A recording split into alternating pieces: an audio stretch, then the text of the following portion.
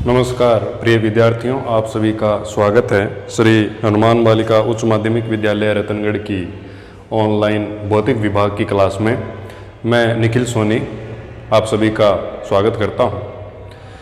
आप सभी को बहुत बहुत बधाई कि आपने क्लास 11 के अंदर विज्ञान वर्ग को अपनी महत्वपूर्ण विषय के रूप में चुना है।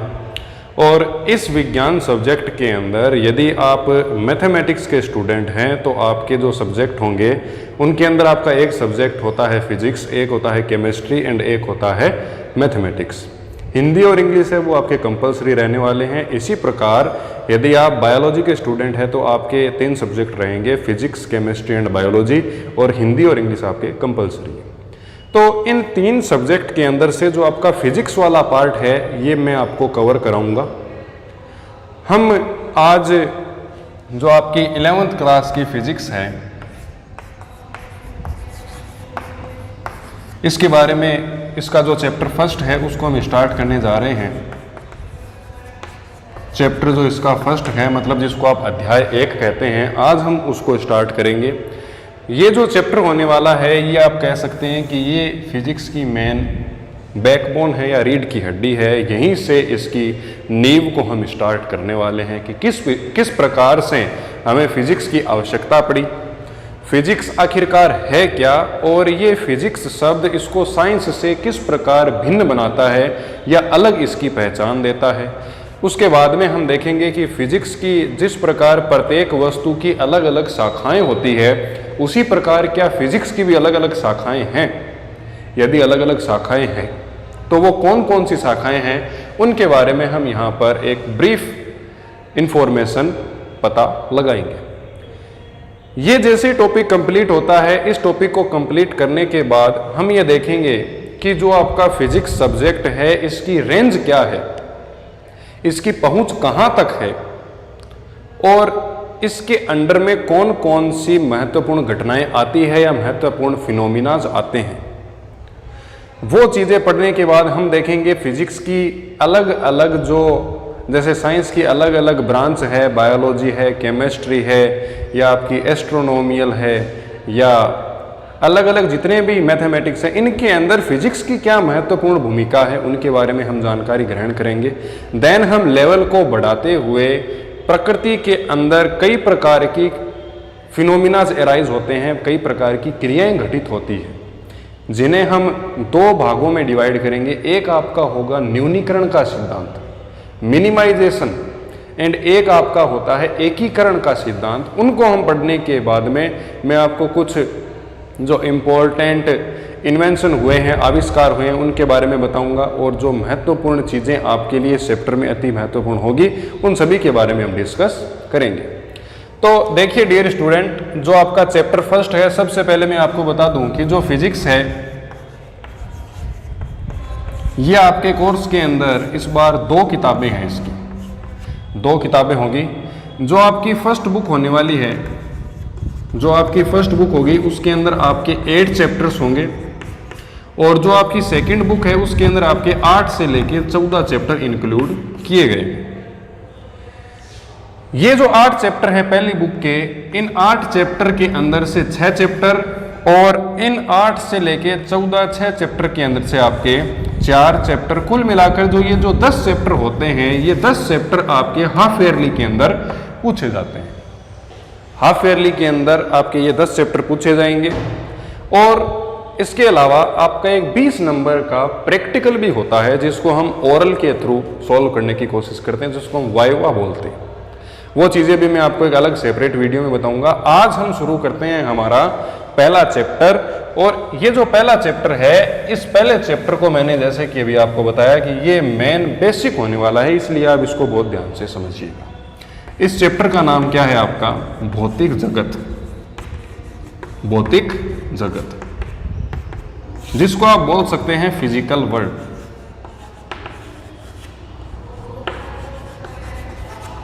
जिसको हम क्या बोलते हैं डियर स्टूडेंट? भौतिक जगत या फिजिकल वर्ल्ड। देखिए, मैं आपको बताना चाहूँगा कि जो हमारा विज्ञान शब्द है, सबसे पहले इस विज्ञान शब्द की उत्पत्ति कैसे हुई, उसके बाद हम ये देखेंगे कि ये भौतिक विज्ञान कहाँ से आया, भौतिक विज्ञान कहाँ से आया, और इसकी जो मेन ब्रांच है उनके बारे में हम चर्चा करने वाले हैं। तो सबसे पहले यदि मैं बात करता हूं विज्ञान शब्द की, तो विज्ञान शब्द आपका एक शब्द था, लैटिन भाषा के शब्द सिंटिया से बना है। विज्ञान जो कि अंग्रेजी भाषा के शब्द साइंस है उससे निर्मित हुआ है, और ये जो साइंस है इसका निर्माण हुआ है सिंटिया से। तो देखिए, विज्ञान या साइंस, तो आप क्या कह सकते हैं कि साइंस शब्द जो कि अंग्रेजी का है, या आप इसको ऐसे कह सकते हैं कि अंग्रेजी साइंस शब्द लैटिन भाषा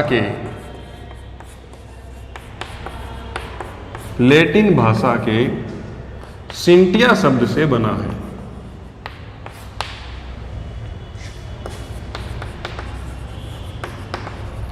सिंटिया शब्द से बना है। और ये जो आपका सिंटिया शब्द होता है, इस शब्द का अर्थ क्या होता है? इसका अर्थ होता है जानना। इसका अर्थ होता है जानना। तो हम क्या ये बात कह सकते हैं कि साइंस आखिरकार है क्या? इस पूरी की पूरी प्रकृति के अंदर जितनी भी घटनाएं घटित हो रही है, बात को बहुत ध्यान से समझिएगा कि इस पूरे के पूरे ब्रह्मांड में या इस पूरी की पूरी सृष्टि में, इस पूरी की पूरी दुनिया में जितनी भी आपकी घटनाएं घटित हो रही है, उन सभी घटनाओं का सुव्यवस्थित तरीके से अध्ययन करना या उन घटनाओं के बारे में सुव्यवस्थित तरीके से जानकारियों को ग्रहण करना आपका क्या कहलाता है? साइंस कहलाता है। तो क्या मैं यहां पर यह लिख सकता हूं कि हमारे चारों ओर की जितने भी तथ्य और घटनाएं हैं, उन सभी को सुनिश्चित तरीके से जानना विज्ञान कहलाता है? तो हम यहां पर क्या लिखेंगे कि हमारे चारों तरफ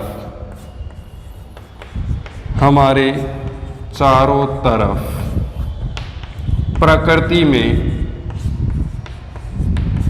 घटित होने वाली घटनाओं का सुव्यवस्थित तरीके से अध्ययन करना, सुव्यवस्थित तरीके से अध्ययन करना विज्ञान कहलाता है।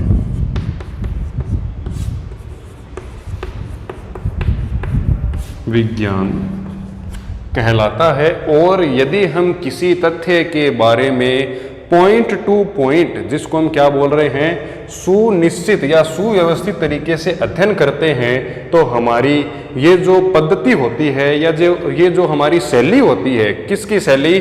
किसी भी घटना का सुव्यवस्थित तरीके से अध्ययन करने की जो शैली होती है, इसको हम कहते हैं वैज्ञानिक पद्धति। तो इसके आगे आप क्या लिखेंगे? घटना का सुव्यवस्थित तरीके से अध्ययन करने की शैली, घटना का सुव्यवस्थित तरीके से अध्ययन करने की शैली वैज्ञानिक शैली या वैज्ञानिक पद्धति कहलाती है। वैज्ञानिक पद्धति कहलाती है। और इस वैज्ञानिक पद्धति के अंदर हम किन किन चीज़ों को जानते हैं, उनको हम पॉइंट टू पॉइंट अभी देखने वाले हैं। वैज्ञानिक पद्धति के अंतर्गत हम क्या करेंगे कि सबसे पहले किसी भी घटना का व्यवस्थित प्रेक्षण लेंगे, उसका ऑब्जर्वेशन लेंगे। सबसे पहला हमारा पॉइंट क्या होगा? अब आप यहां पर लिखेंगे वैज्ञानिक पद्धति के महत्वपूर्ण बिंदु। वैज्ञानिक पद्धति के महत्वपूर्ण बिंदु। बात समझ पा रहे हैं कि हमने क्या बोला कि हमारे चारों तरफ जितनी भी घटनाएं घटित होती है उन सभी की सभी घटनाओं के बारे में यदि मैं सुव्यवस्थित तरीके से अध्ययन करता हूं तो वो क्या कहलाता है, आपका साइंस कहलाता है या आपका विज्ञान कहलाता है। उसके बाद में मैंने आपको क्या बताया कि इन घटनाओं को सुव्यवस्थित तरीके से अध्ययन करने की जो आपकी शैली होती है उस शैली को हम क्या कहते हैं, वैज्ञानिक पद्धति कहते हैं। साइंटिफिक मेथड्स उसको बोला जाता है। और इस वैज्ञानिक पद्धति के कुछ महत्वपूर्ण बिंदु होते हैं। सबसे पहले डियर स्टूडेंट हम क्या करते हैं, कोई भी जो घटना हो रही है उस घटना को ऑब्जर्व करते हैं। तो हम यहां पर क्या लिखेंगे, घटना को महसूस करना,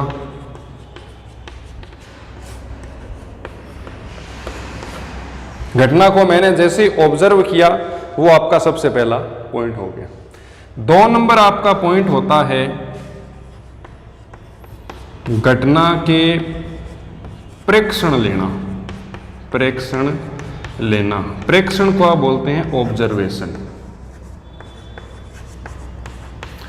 अब सर प्रेक्षण किस प्रकार से लेंगे, तो देखो मैं आपको एक ब्रीफ एग्जांपल लेके बताता हूं कि हम यदि बात करें सर आइजैक न्यूटन ने ग्रेविटी फॉर्मूले के बारे में डिस्कवरी की तो उन्होंने ये चीज नोटिस की कि ये जो आपका सेब था वो इस पेड़ से नीचे की तरफ ही क्यों गिरा। बात को बहुत ध्यान से सुनिएगा। उन्होंने इस चीज को ऑब्जर्व किया कि ये जो घटना हुई ये अपवर्ड से डाउनवर्ड की तरफ क्यों हुई। तो सबसे पहले इन्होंने क्या किया, घटना को महसूस किया कि ये घटना एक ही डायरेक्शन के अंदर हो रही है। उसके बाद में उन्होंने घटना के प्रेक्षण लेने स्टार्ट किए। जो आपका इंसिडेंट हुआ उसके जो ऑब्जर्वेशन थे उन्होंने उनको ग्रहण करना स्टार्ट किया। इनको ग्रहण कैसे करेंगे कि इन्होंने एक सेब को ऊपर से नीचे गिराया, उसके बाद में एक गेंद को ऊपर से नीचे गिराया और इसी क्रिया को नीचे से ऊपर की तरफ भी वापस दोहराया और जो जो रिजल्ट आए उनको इन्होंने क्या कर लिया डियर स्टूडेंट, रिकॉर्ड कर लिया। इनको इन्होंने क्या कर लिया, रिकॉर्ड कर लिया। तो 2 नंबर आपका पॉइंट क्या हो जाता है, घटना के प्रेक्षण लेना। अब जैसे ही हम उनके प्रेक्षण ले लेंगे उसके बाद में आपका आता है गुणात्मक और मात्रात्मक विवेचन करना। 3 नंबर पॉइंट मैं इसका यहां पर लिख देता हूं, प्रेक्षण का गुणात्मक तथा मात्रात्मक विश्लेषण करना। विश्लेषण करना, इनके गुणों के आधार पर इनको हम अलग अलग करेंगे। और चौथा आता है गणितीय सूत्रों के आधार पर इनको हल करना। अगला क्या आ जाएगा कि जो हमारी परिकल्पना है उस पर हम क्या करेंगे, गणितीय प्रतिरूपण करेंगे। तो इस पर आप क्या लिखेंगे, परिकल्पना पर गणितीय सूत्र लागू करना व उत्तर की जांच करना, उत्तर की पुष्टि करना।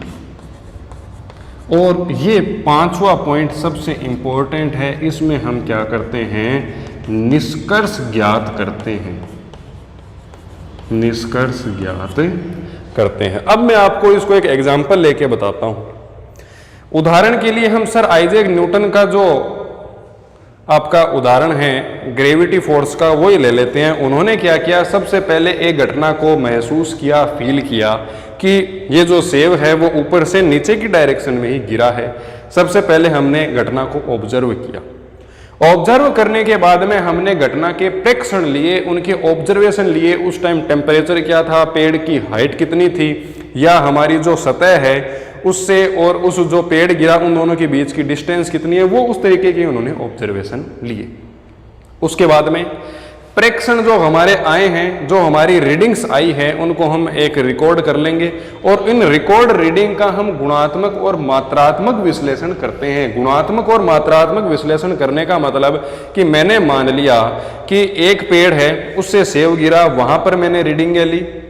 अगले पेड़ के ऊपर गया, किसी दूसरे स्थान के ऊपर जाऊंगा, वहां पर मैं वो जो हमारा प्रैक्टिकल है उसको वापस दोहराने की कोशिश करूंगा, फिर मैं कुछ ना कुछ रीडिंग लूंगा, उसके बाद में मैं किसी दूसरे स्थान पर जाऊंगा। मतलब अलग अलग डिफरेंट जो आपके पोजीशंस हैं उन पोजीशंस के ऊपर जाके इन जो आपका ये प्रैक्टिकल है इसको हम परफॉर्म करेंगे, इसको हम वहां पर घटित कराएंगे, फिर जो रीडिंग आएगी उनको हम क्या करेंगे, कैलकुलेट कर लेंगे।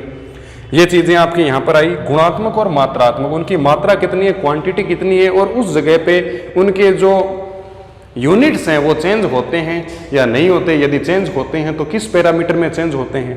उसके बाद में हमने देखा कि परिकल्पना पर गणितीय सूत्र लागू करके उसके उत्तर की पुष्टि करना, जिस प्रकार से सर आइजैक न्यूटन ने फॉर्मूला वहां पर डिराइव किया था। कौन सा फॉर्मूला उन्होंने उत्पन्न किया था, उन्होंने बताया था कि किन्हीं भी जो दो पिंड होते हैं, कोई भी जो आपके दो पिंड हैं जिनके मैं द्रव्यमान ले लेता हूं क्रमशः m1 व m2 हैं, जिनके द्रव्यमान कितने हैं ये आप पढ़ भी चुके हैं पहले। जैसे उनके द्रव्यमान में मान लेता हूं m1 व m2 द्रव्यमान के दो पिंड हैं जिनके मध्य में डिस्टेंस कितनी है, स्मॉल r है। तो इन दोनों के मध्य एक फोर्स लगता है, इस फोर्स को हम क्या बोलते हैं, इस फोर्स को हम बोलते हैं गुरुत्वाकर्षण फोर्स, गुरुत्वाकर्षण बल। और इसके बारे में मैं आपको कुछ और जनरल इंफॉर्मेशन दे दूं कि ये जो गुरुत्वाकर्षण बल है इसकी परास सर्वाधिक है प्रकृति के अंदर, इसकी जो रेंज है वो लगभग कितनी मानी जाती है प्रिय विद्यार्थियों, अनंत मानी जाती है। और ये प्रकृति का सबसे दुर्बल बल है।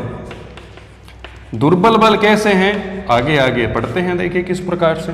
प्रकृति का सबसे दुर्बल बल होता है। उसके बाद में आपने एक चीज और सुनी होगी कि जो गुरुत्वाकर्षण का बल है ये एक सार्वत्रिक बल होता है, सार्वत्रिक बल है। और ये एक प्रकार का कैसा नियम है आपका, इसको आप कह सकते हैं सार्वत्रिक नियम है। सार्वत्रिक नियम कहने का सर क्या मतलब हुआ कि ये प्रत्येक स्थान पर लागू होता है, प्रत्येक स्थान पर लागू होता है। अगली यदि बात करते हैं तो इसकी जो प्रकृति होती है, इसकी प्रकृति होती है आकर्षण प्रकार की, आकर्षण प्रकृति का होता है, आकर्षण प्रकृति का होता। इतनी चीजें क्लियर हो गई होगी। अब इसका जो फॉर्मूला था वो इन्होंने दिया था कि F समानुपाती होता है m1 m2 के और व्युत्क्रमानुपाती होता है r स्क्वायर के। जब हम इस फॉर्मूले को यहाँ से सॉल्व करते हैं तो F बराबर आपका एक कांस्टेंट आता है जिसको हम बोलते हैं गुरुत्वाकर्षण का सार्वत्रिक नियतांक, that is given as capital G। ये आपके दोनों पिंडों का द्रव्यमान m1 m2 बटे के अंदर आपकी डिस्टेंस का होल स्क्वायर, यह आपका फॉर्मूला यहाँ से निकल कर आता है। इसके बाद यदि हम बात करते हैं कि ये सर G क्या है, ये G आपका होता है गुरुत्वीय नियतांक। G को आप क्या बोलते हैं, G को आप बोलते हैं सार्वत्रिक गुरुत्वीय नियतांक, गुरुत्वीय नियतांक। सर इसकी वैल्यू कितनी होती है, तो देखिए वैल्यू इसकी होती है 6.67 गुणा 10 की घात -11 और इसका मात्रक होता है न्यूटन मीटर स्क्वायर बटे किलोग्राम स्क्वायर। ये कैसे आता है वो भी मैं आपको बताऊंगा। धीरे धीरे हम जैसे जैसे इनके टॉपिक के अंदर इंक्लूड होते हैं वो सारी चीजें मैं आपके साथ क्लियर करता चलूंगा, कोई भी दिक्कत वाली बात नहीं है। हाँ, आप इन पूरी की पूरी चीज़ों से फेमिलियर हो चुके होंगे क्योंकि आपने ये 9th क्लास में भी पढ़ी है और अब हम इनको एक्सप्लेन करके इस 11th क्लास के अंदर भी पढ़ेंगे, जो कि एक मेन इंपॉर्टेंट रोल यहाँ पर प्ले करेगा। इतनी चीज ओके है। हमने अभी तक क्या पढ़ा है कि साइंस क्या होती है। साइंस जो शब्द है उसका हिंदी अनुवाद है विज्ञान और साइंस अंग्रेजी शब्द है। इस साइंस शब्द का निर्माण कहाँ से हुआ है, लैटिन भाषा के सिंटिया शब्द से हुआ है। सिंटिया शब्द का अर्थ होता है जानना, अर्थात इस पूरे के पूरे ब्रह्मांड में या इस पूरे के पूरे पृथ्वी में या इस पूरे की पूरी प्रकृति में जितनी भी घटनाएं घटित हो रही है उन सभी घटनाओं को सुनिश्चित तरीके से उनका अध्ययन करना आपका क्या कहलाता है, साइंस कहलाता है। इतनी चीजें हमने पढ़ ली और हम जिस तरीके से जिस शैली से उन चीजों का हम सिस्टमेटिक अध्ययन करते हैं, वो जो आपकी पद्धति होती है उस पद्धति को हम कहते हैं साइंटिफिक मेथड या वैज्ञानिक पद्धतियां। और वैज्ञानिक पद्धति के कुछ महत्वपूर्ण बिंदु होते हैं। पहला, प्रेक्षण को महसूस करना, उसको ऑब्जर्व करना, उसके बाद में प्रेक्षण की रीडिंग को रिकॉर्ड करना, और तीसरा पॉइंट, अलग अलग जगहों पर जाकर उसकी वैल्यू को फाइंड करना, फिर उनके ऊपर फॉर्मूले को अप्लाई करना, एंड लास्ट के अंदर कुछ ना कुछ रिजल्ट देना। ये सारे के सारे मेथड या जो पॉइंट है वो कौन फॉलो करते हैं? साइंटिस्ट फॉलो करते हैं अपने फॉर्मूले को डेराइव करने के लिए या अपने नियम को प्रस्तुत करने के लिए। इट इज क्लियर और नोट? अब देखो, मैं आपको बताता हूं कि जो आपकी विज्ञान है इसके मुख्यतः 4 पार्ट्स माने जाते हैं। सबसे पहला जो इसका भाग होता है इसको हम बोल सकते हैं फिजिक्स, जिसको आप बोलते हैं भौतिक विज्ञान।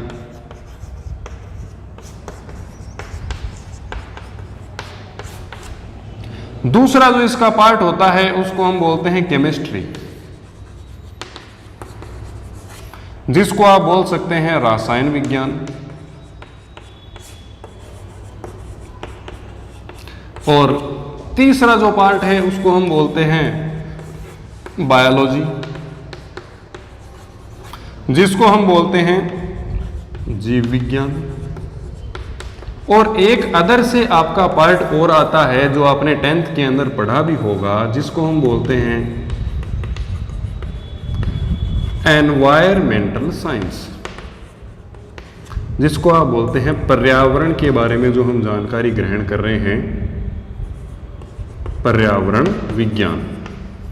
तो ये चीजें आपको ध्यान में होनी चाहिए। फिजिक्स को हम मेजर टाइप से इन 4 पार्ट के अंदर डिवाइड करते हैं। फर्स्ट वन आपका होता है फिजिक्स, भौतिक विज्ञान। सेकंड वन केमिस्ट्री, रसायन विज्ञान। थर्ड वन बायोलॉजी, जीव विज्ञान। And fourth environmental science, that is known as पर्यावरण विज्ञान। तो देखिए प्रिय विद्यार्थियों, ये जो विज्ञान के 4 पार्ट हैं, इन 4 पार्ट के अंदर से मैं आपको ये वाला पोर्शन कवर कराऊंगा, जिसको आप क्या जानते हैं? फिजिक्स शब्द से जानते हैं।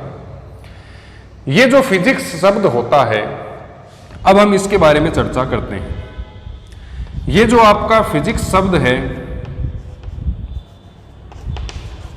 ये जो आपका फिजिक्स शब्द है, ये बना है फ्यूसिस से। ये कौन से शब्द से बना है?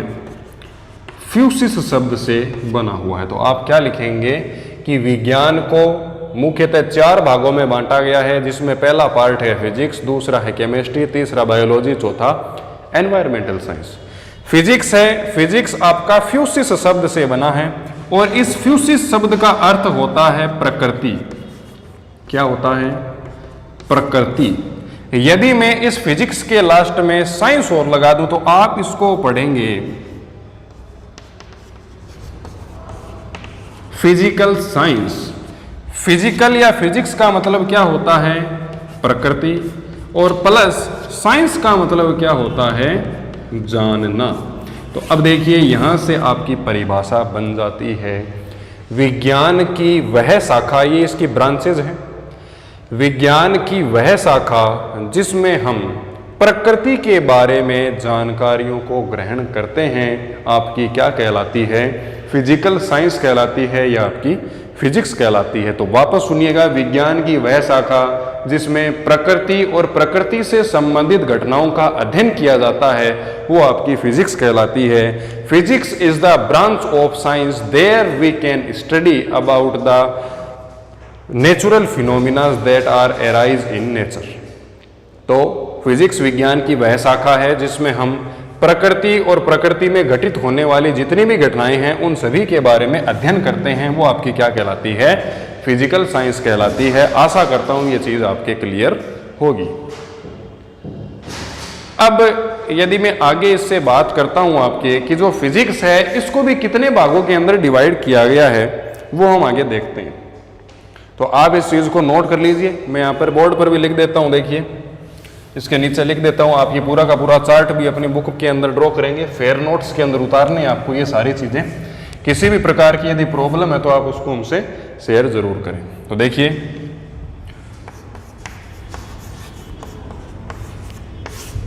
फिजिक्स,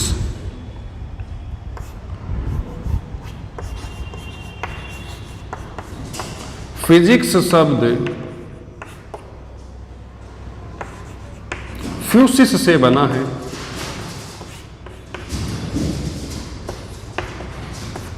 फ्यूसिस से बना है, जिसका अर्थ होता है प्रकृति, जिसका अर्थ है प्रकृति, अर्थात विज्ञान की वह शाखा जिसमें प्रकृति और प्रकृति से संबंधित, प्रकृति और प्रकृति से संबंधित घटनाओं का अध्ययन किया जाता है, घटनाओं का अध्ययन किया जाता है।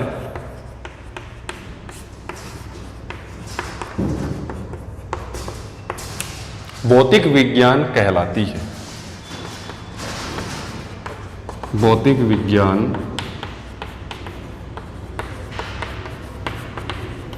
भौतिक विज्ञान को संस्कृत भाषा में भौतिकी भी कहते हैं। भौतिक विज्ञान को भौतिक विज्ञान को संस्कृत भाषा में संस्कृत भाषा में भौतिकी कहते हैं। भौतिकी, और फारसी भाषा में इसको इल्म भी कहते हैं। इसकी हमें जरूरत नहीं है, ये मैं आपको जनरल इंफॉर्मेशन के लिए बता रहा हूं। तो ये इतनी चीजें क्लियर होनी चाहिए। फिजिक्स शब्द फ्यूसिस से बना है, जिसका अर्थ होता है प्रकृति, अर्थात विज्ञान की वह शाखा जिसके अंतर्गत प्रकृति या प्रकृति में घटने वाली सभी घटनाओं का सुनिश्चित तरीके से सिस्टमेटिक तौर पे हम स्टडी करते हैं। वो आपकी ब्रांच क्या कहलाती है? भौतिक विज्ञान कहलाती है। और भौतिक विज्ञान को संस्कृत भाषा में क्या कहते हैं? भौतिकी कहते हैं। इतनी चीजें क्लियर होगी। अब हम बात करते हैं कि भौतिक विज्ञान की ब्रांच और किस प्रकार से हैं। तो देखिए, मैं ये चार्ट मिटा रहा हूं और यहां पे नया हम ड्रॉ करने वाले हैं अभी।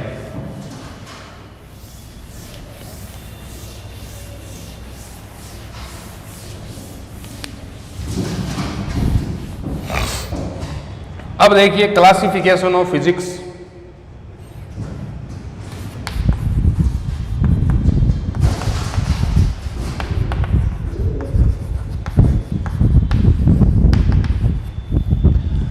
भौतिक विज्ञान का वर्गीकरण।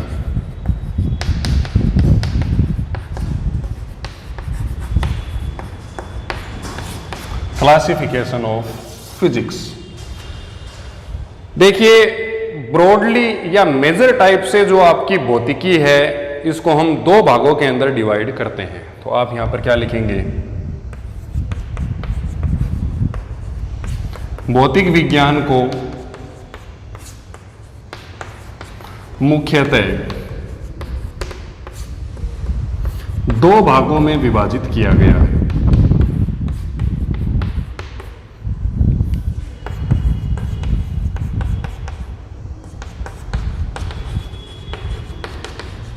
दो भागों में विभाजित किया जाता है। ये दो भाग कौन कौन से हैं? नंबर एक आपका आता है चिरसमत भौतिकी। चिरसमत भौतिकी, जिसको आप बोलते हैं क्लासिकल मैकेनिक्स।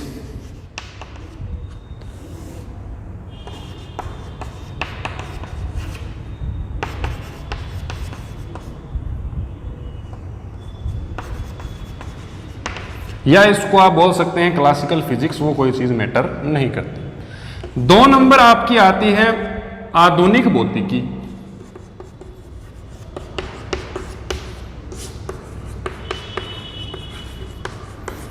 जिसको हम बोलते हैं मॉडर्न फिजिक्स।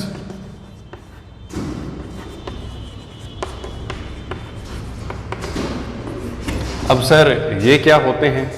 हमने सबसे पहले एक बार वापस रिवाइज कराता हूं फटाफट।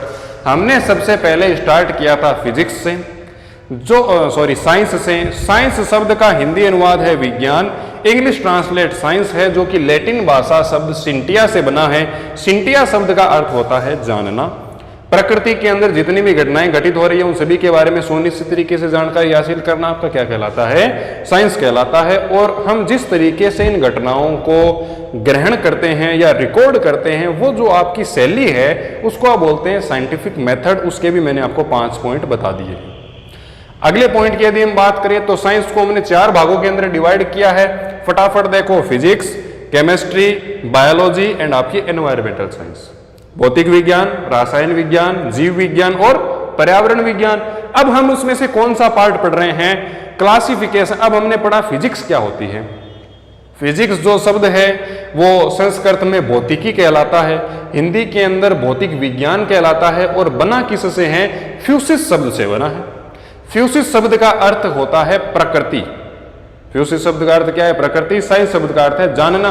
तो फिजिकल साइंस आपस में मिलके क्या बना देते हैं? विज्ञान की वह शाखा जिसमें हम प्रकृति और प्रकृति में घटित होने वाली घटनाओं के बारे में जानकारी लेते हैं, वो आपकी साइंस फिजिक्स कहलाती है।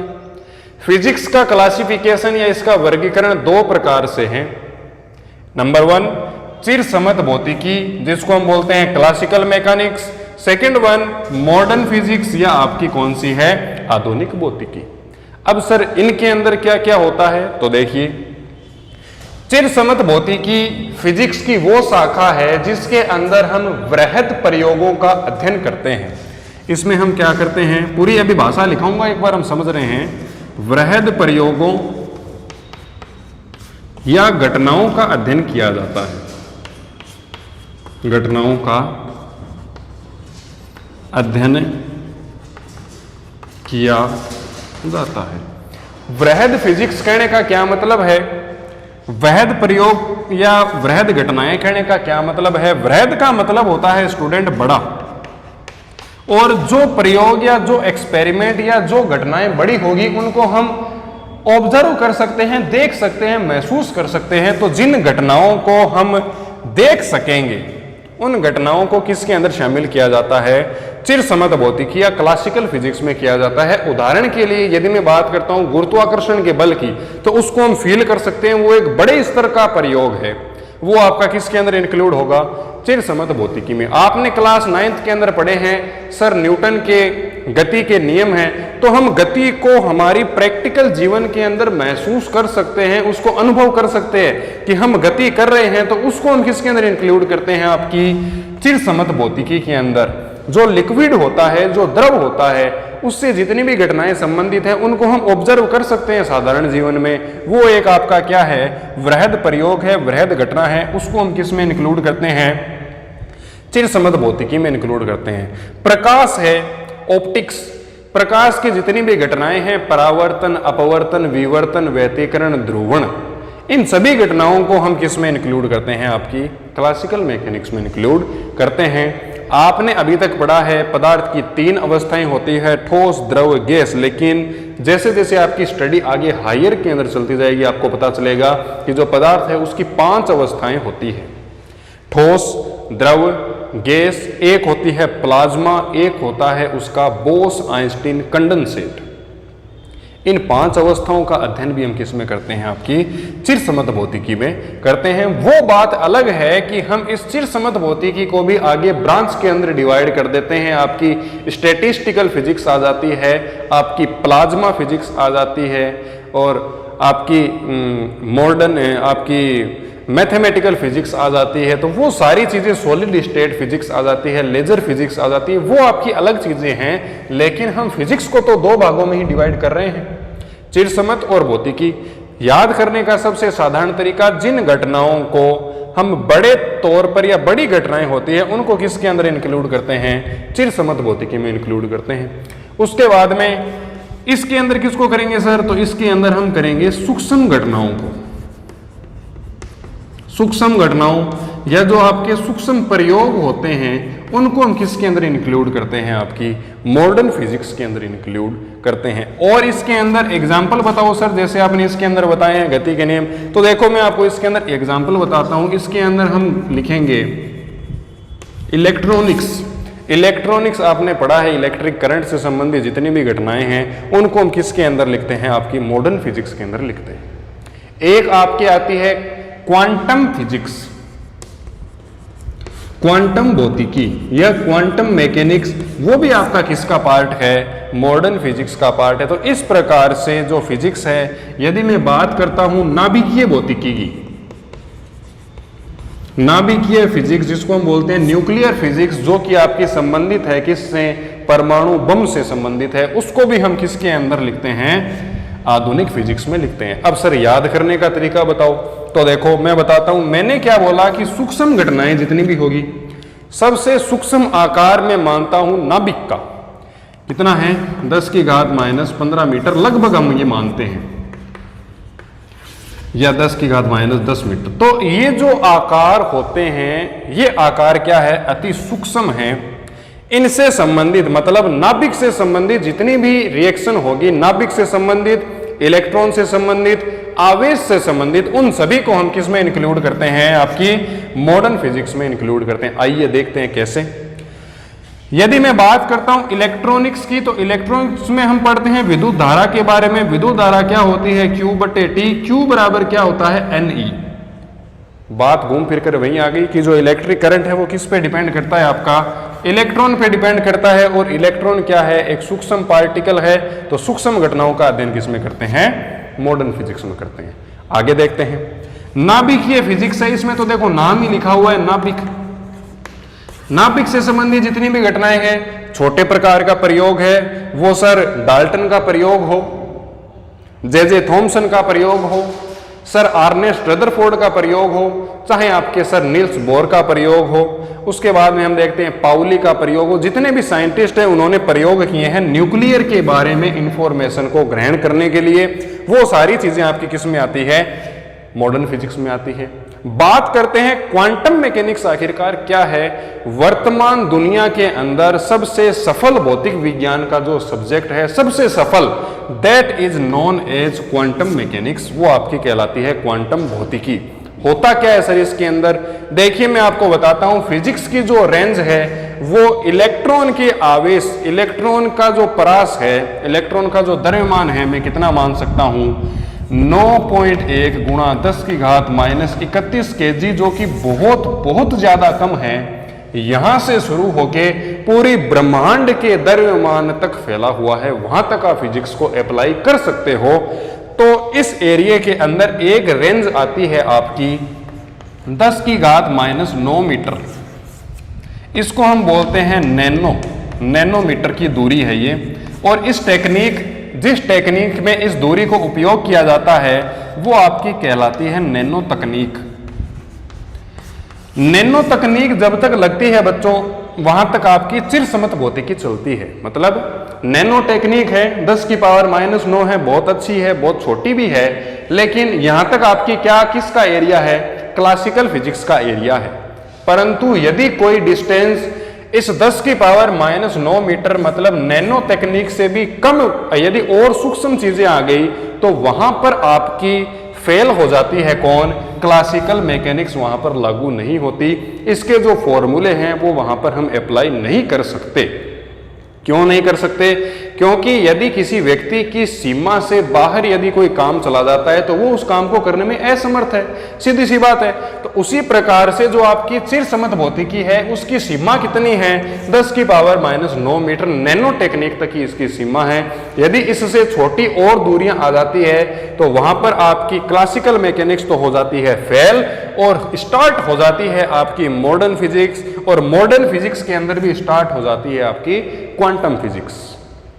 बात समझे कि जहां पर नैनो टेक्निक फेल हो जाती है वहां पर आपकी क्वांटम मैकेनिक्स शुरू हो जाती है। और वर्तमान में सबसे सफल भौतिक विज्ञान का जो सब्जेक्ट है वो आपका क्वांटम मैकेनिक्स है। इसके बाद में अलग अलग सब्जेक्ट आते हैं, प्लाज्मा फिजिक्स आती है, उसके बाद में आपकी न्यूक्लियर फिजिक्स आती है। न्यूक्लियर के अंदर न्यूक्लियर बम है, न्यूक्लियर फ्यूजन है, इनसे संबंधित घटनाओं का हम अध्ययन करते हैं।